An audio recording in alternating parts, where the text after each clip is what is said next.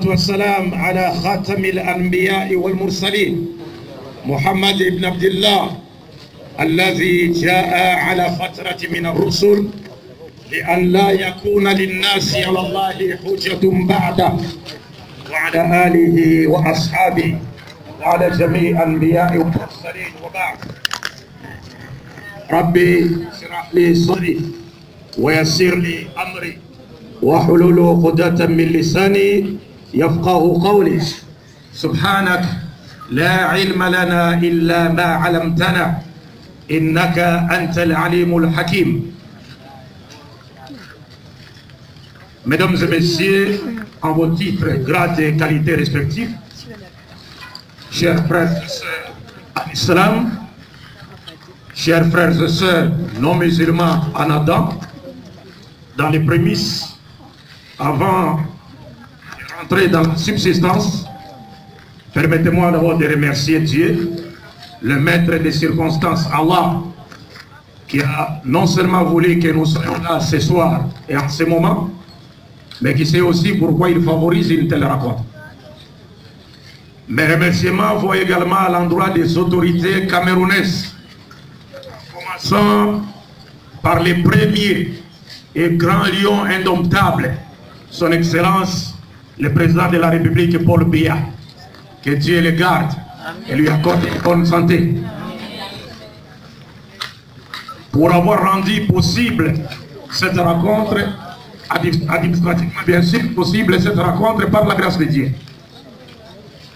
Et au nom de la communauté, de la délégation musulmane de Yaoundé qui m'accompagne, je voudrais ici remercier toute la communauté musulmane de Douala en général et celle de la mosquée Bonamoussadi en particulier de leur invitation, n'est-ce pas, pour prendre part à cette rencontre par la grâce de Dieu. Et nous remercions également vivement et de manière particulière tous les frères qui ne nous ont pas permis, n'est-ce pas, de citer leurs noms. C'est la simplicité dans la grandeur, Dieu les connaît. Tous les frères qui ont non seulement, ils n'ont aménagé aucun effort, non seulement pour que cette conférence soit une réussite, mais aussi pour que le séjour de la délégation de musulmans venus de Yaoundé et qui m'accompagnent soit plus qu'agréable en tout et pour tout, par la grâce de Dieu. Et personnellement, j'aimerais ici remercier tous les musulmans du Cameroun pour la considération qu'ils portent à ma modeste personne. Certes, il n'y a pas de plus grande joie pour un musulman que de se savoir aimé par ses frères et sœurs, rien que pour Dieu et en Dieu. Et je pense que cela est mon cas par la grâce de Dieu. Donc que Dieu, pour qui vous m'avez aimé, vous aime également. Et qu'il nous accorde à tous une longue vie dans la soumission à sa volonté. Qu'il continue à faire de nous une fierté pour l'islam et les musulmans. Et qu'il nous accorde la mort qu'après nous avoir trouvé dignes d'hériter le paradis accompagné du champion du Tawhid. J'ai cité Mohammed ibn Abdullah sallallahu alayhi wa alayhi. Et enfin, je remercie tous les frères et sœurs non musulmans qui nous ont honorés de leur présence. Ils sont donc venus donner un sens à cette rencontre qui restera certainement inscrite, n'est-ce pas, dans notre conscience jusqu'à la fin de nos jours, Inch'Allah. Et Dieu nous facilite la tâche. Amen. Sans plus tarder, mes chers frères et sœurs, j'aimerais tout de suite vous rappeler une chose, en vous disant que s'il y a un Ancien Testament, et s'il y a un Nouveau Testament, vous devez savoir qu'il existe également un dernier testament de Dieu qui se veut être le Coran sacré.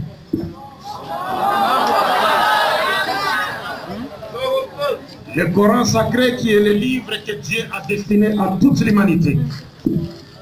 Et ce livre nous montre clairement que Dieu n'a jamais créé les humains pour qu'ils s'entretuent. Dieu n'a jamais créé les humains pour qu'ils se détruisent les uns les autres.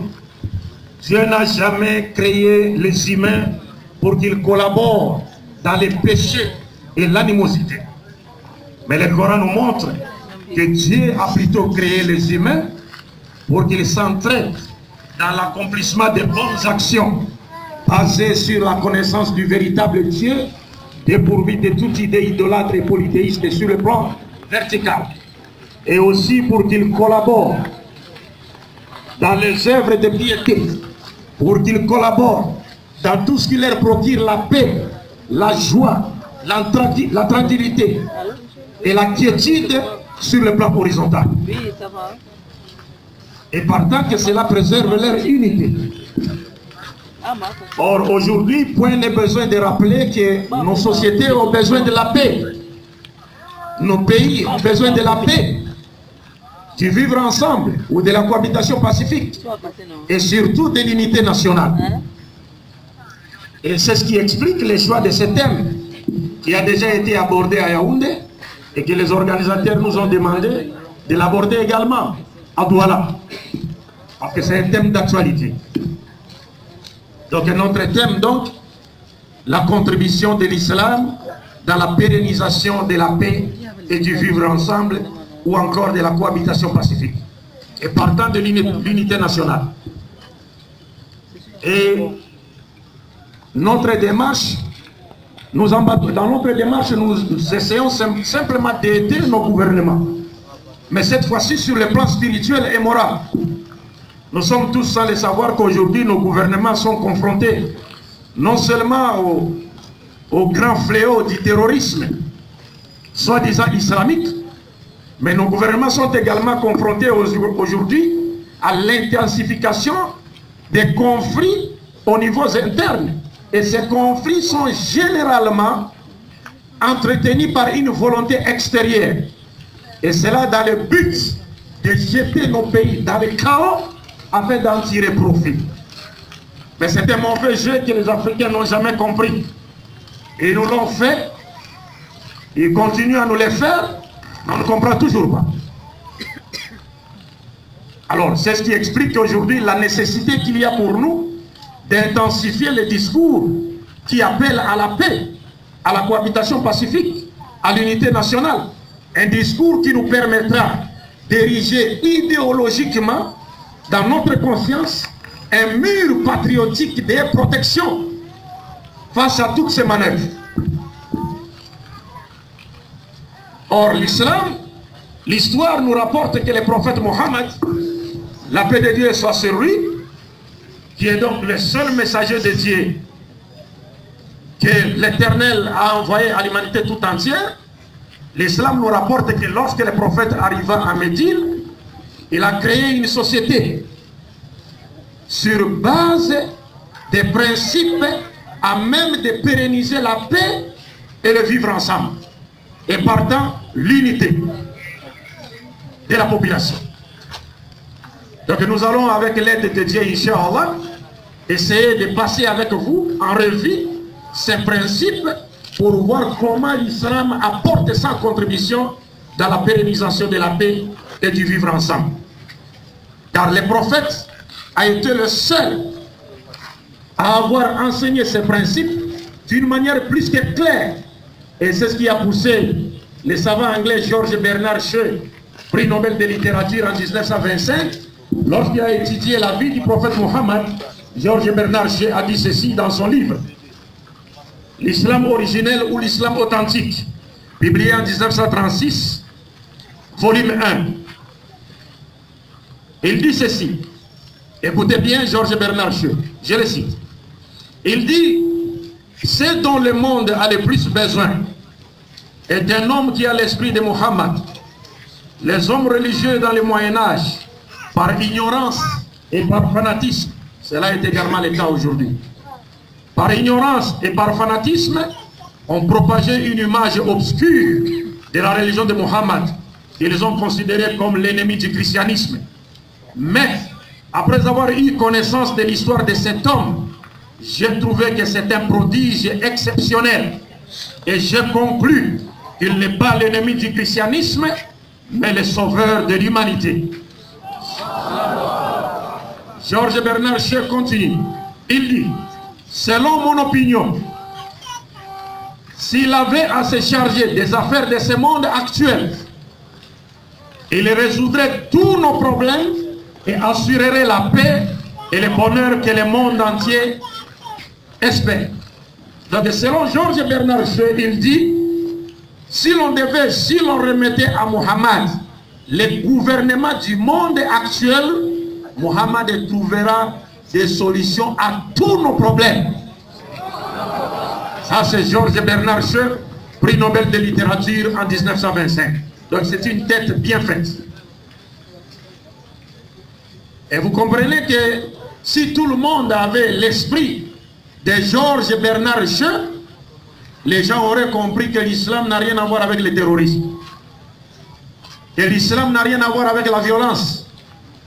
Comme l'a dit mon prédécesseur, l'ex-Bel Mahmoud, Hafidahullah, qui a clairement montré que l'islam, parce qu'aujourd'hui il faut le dire, parce que s'il y a aujourd'hui des religions qui prétendent posséder des enseignements sur la paix, s'il y a des philosophies qui prétendent posséder des enseignements sur la paix, l'islam, lui, par définition, veut dire la paix. Parce que le mot islam dérive du substantif aslama, qui lui-même vient du verbe trinitaire salama, qui veut dire la paix. Donc salama a donné aslama, aslama a donné islam, islam qui veut dire soumission à la volonté de Dieu. En d'autres termes, si nous nous soumettons à la volonté de Dieu, nous récolterons la paix sur le plan vertical et horizontal. Maintenant, voyons rapidement, pour ne pas abuser de votre temps, parce que nous faisons, on a pris assez de retard, il est 21h40. Nous allons essayer d'aller rapidement, essayer de nous résumer à l'extrême par la grâce de Dieu.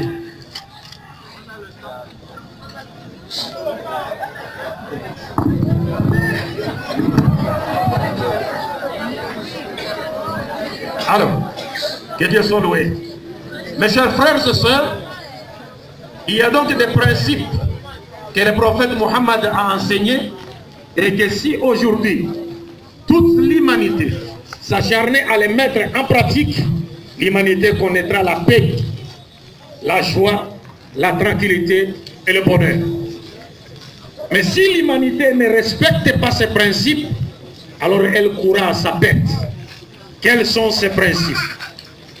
D'abord, je vais commencer, avant de vous citer ces principes, je me dois ici de vous donner d'abord une idée, ou bien de vous présenter la définition de l'islam, la définition que l'islam donne du concept de cohabitation pacifique.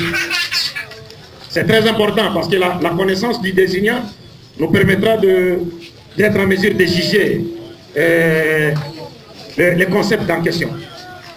Vous savez que souvent les gens parlent de cohabitation pacifique. Cohabitation pacifique, cohabitation pacifique. Mais comment l'islam définit-il la cohabitation pacifique? C'est-à-dire, lorsque vous lisez les enseignements, vous parcourez les enseignements de l'islam, vous verrez que, vous comprendrez qu'à la lumière de l'esprit téléologique des enseignements de l'islam, la cohabitation pacifique est définie comme suit. Pour l'islam, quand on parle de la cohabitation pacifique dans une société, cela ne veut pas dire uniquement que les membres de cette société vivent en paix et en harmonie malgré leur diversité religieuse, politique, culturelle ou autre. Ce n'est pas uniquement cela le sens. C'est juste une partie du sens de ce concept de cohabitation pacifique. L'islam est allé plus loin en nous disant que lorsqu'on parle de cohabitation pacifique dans une société, ça veut dire que ces membres non seulement vivent en paix et en harmonie malgré leur diversité politique, religieuse, culturelle et autres, mais également les membres de cette société ne recourent jamais à la violence pour trouver des solutions à leurs conflits internes. Et c'est là pourquoi c'est pour éviter à leur société ou leur pays de tomber dans un malheur plus grand que celui qu'on croirait résoudre par la violence. Vous comprenez? C'est-à-dire on ne recourt qu'aux moyens pacifiques. C'est cela la définition de la cohabitation pacifique en islam par la grâce de Dieu.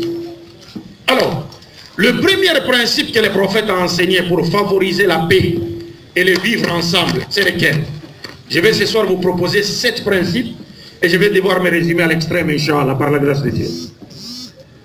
Le premier principe, qui a déjà été cité par mon frère Bel Mahmoud, foi est l'origine de la race humaine. La foi à l'unité de l'origine de la race humaine. Parce que le prophète Mohammed, la paix de Dieu soit sur lui, nous a dit: ô vous humains, sachez que votre Dieu est unique. Votre Père est un, Adam. Vous provenez tous d'Adam. Et Adam provient de la terre. L'arabe n'est pas supérieur à un être humain. Un autre être humain n'est pas supérieur à un arabe. Un blanc n'est pas supérieur à un noir. Un noir n'est pas supérieur à un blanc, qui est par la piété. Le meilleur d'entre vous est celui qui craint Dieu le plus. Ça, c'est le premier principe. C'est-à-dire la foi à l'unité de l'origine de la race humaine. En d'autres termes, les prophètes nous montrent que descendants d'Adam, nous appartenons tous à une seule famille, une grande famille, la famille adamique. Et dans cette famille adamique, l'adoration doit exclusivement être réservée à qui? À Dieu. Et l'origine de la race humaine à qui? À Adam. Et dans cette grande famille adamique, le meilleur d'entre vous, où les critères de noblesse n'est pas basé sur la nationalité, la couleur, ou encore les langues, ou les tribus, ou les nations. Non. Les critères de noblesse ici, dans cette famille adamique, c'est la piété. Le meilleur d'entre nous est celui qui craint Dieu le plus. Donc la supériorité des uns sur les autres, dans cette grande famille adamique, ne repose que sur la piété, et non sur la couleur de la peau, ou bien la tribu, ou bien la langue. Non, sur la piété.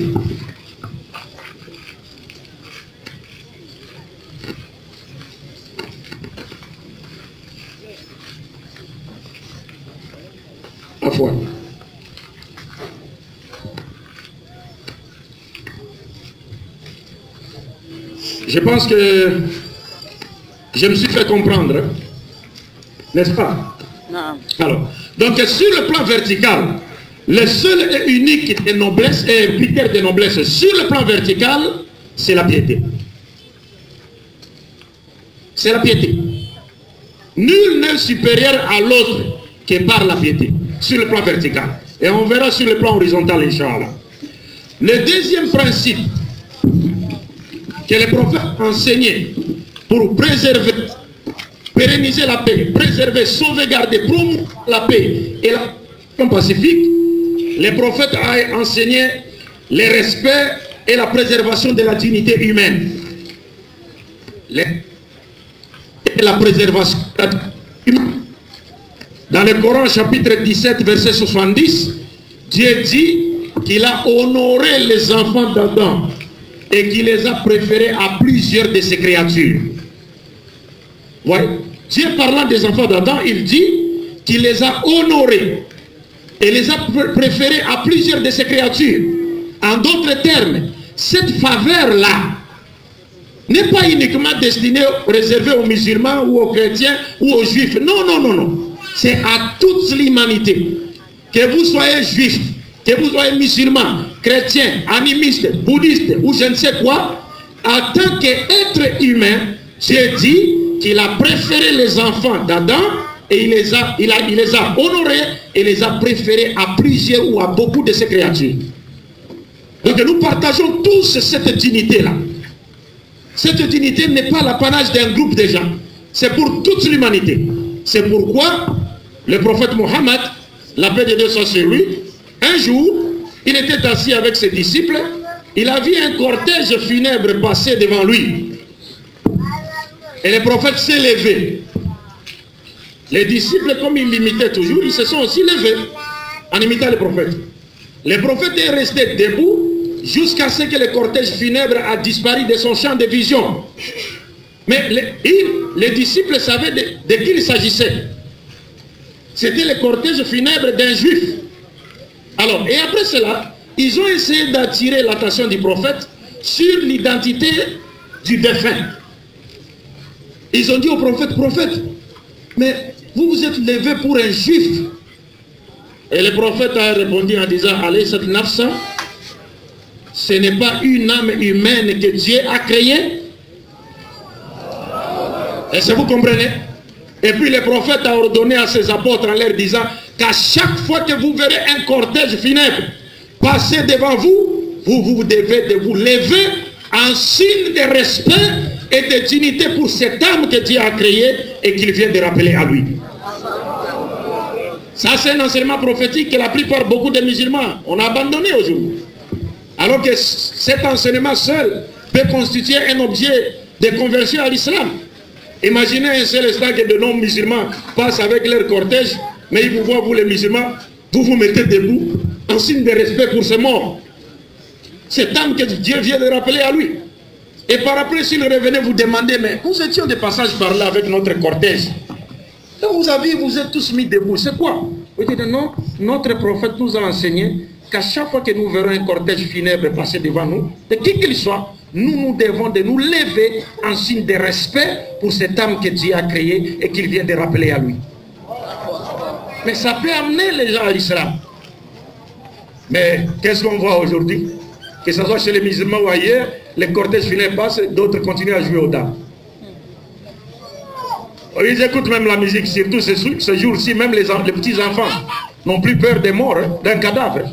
Le monde a changé. Alors donc, les prophètes nous enseignent cela. Le second principe donc, c'est le respect et la préservation de la dignité humaine. Nous devons respecter tout être humain, qui qu'il soit, de quelle origine. Nous devons le respecter en tant qu'être humain. Le troisième principe, c'est croire fermement que la divergence entre les humains en matière de foi est une réalité voulue par Dieu lui-même. J'aimerais que vous me compreniez bien par rapport à ce point. Principe, pour pérenniser la paix et le vivre ensemble, l'islam nous exige de croire fermement que la diversité entre les hommes en matière de foi ou de religion est une réalité voulue par Dieu lui-même. Et personne n'a le droit de mettre un avis contraire. Personne n'a le droit. C'est-à-dire, si plusieurs religions existent sur la terre, toutes ces religions existent par la volonté permissive d'Allah. Même si Allah a sa religion, qui a été prêchée par tous les prophètes, il n'y a pas de contradiction. Allah a sa religion, qu'il a choisie, qu'il a révélée à ses prophètes. Et tous prophètes l'ont prêché à leur époque respective. C'est une seule religion. Parce que Dieu est unique, le but de la création de l'être humain est unique, le message salvateur est unique, le but de l'envoi des messagers de Dieu est unique, leur message fondamental est unique, la religion qu'ils ont prêchée est également une. Il n'y a pas plusieurs religions provenant de la part de Dieu. Il n'y a qu'une seule religion provenant de la part de Dieu. Et l'islam nous montre que si l'on peut parler en termes de variété, il n'y a que deux religions au monde. Imma shakiran wa imma kafuran. Ou bien tu es avec Dieu, ou bien tu es avec le diable. Il n'y a pas une troisième.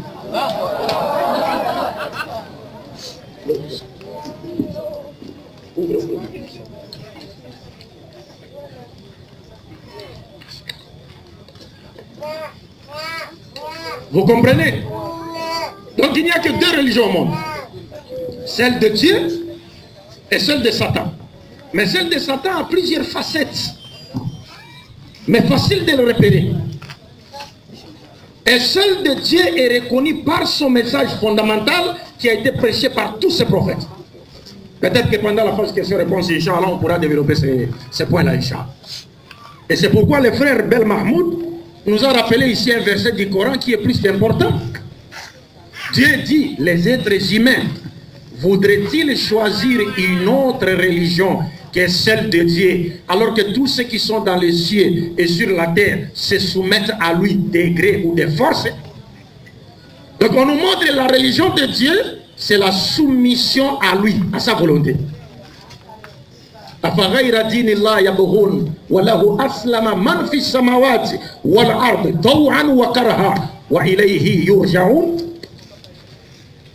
tout est soumis à la volonté de Dieu. Même si vous refusez d'adhérer à l'islam, mais quand vous continuez à marcher avec vos deux jambes, vous vous soumettez à la volonté de Dieu. Vous mangez par la bouche, vous vous soumettez à la volonté de Dieu. Tout est soumis à la volonté de Dieu, de gré ou de force. Alors, il y a une seule religion, mais qui a connu plusieurs dispensations prophétiques. Comme nous l'avons toujours dit, les prophètes n'ont jamais apporté de la part de Dieu plusieurs religions, mais une seule, mais qui a connu plusieurs dispensations prophétiques. Le prophète Mohammed lui-même l'a expliqué en disant Nahnu ma'ashir al-anbiya ikhwatu li'allat dinuna wahid wa shara'i'una mukhtalifa. Nous, l'ensemble des prophètes, nous sommes comme les enfants d'un même père, mais de mères différentes. Il explique la métaphore en disant, parce que notre religion est une, mais nos lois étaient différentes sur le plan des formes, pour pouvoir s'adapter aux exigences des différentes époques, mais sur le plan des fonds, toutes ces lois ne poursuivaient qu'un seul objectif. C'est comme un pays qui a été successivement dirigé par 10 présidents, chacun à son époque. Tous ces présidents appartiennent à ce pays-là, un seul pays. Mais chacun d'eux avait son programme de gouvernance qui était différent de celui, soit de son prédécesseur ou successeur. Mais tous ces programmes de gouvernance ne poursuivaient qu'un seul objectif: assurer le bien-être de la population et le développement du pays. Un point très. Quelle que soit sa forme. Et sur le plan vertical, donc, les prophètes apportent de la part de Dieu une seule religion, avec différentes lois selon les époques, mais qui ne poursuivent qu'un seul objectif: établir une bonne relation entre Dieu et l'homme sur le plan vertical, et entre l'homme et son prochain, et la nature qui l'entoure et de laquelle il est issu sur le plan horizontal. Il n'y a pas autre chose. Alors, donc, le troisième principe, c'est que nous devons accepter et croire que les divergences entre les hommes en matière de religion est une réalité voulue par Dieu lui-même.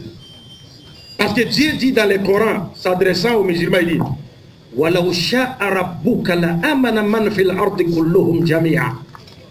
si Dieu avait voulu, il aurait fait que tous ceux qui sont sur la terre croient.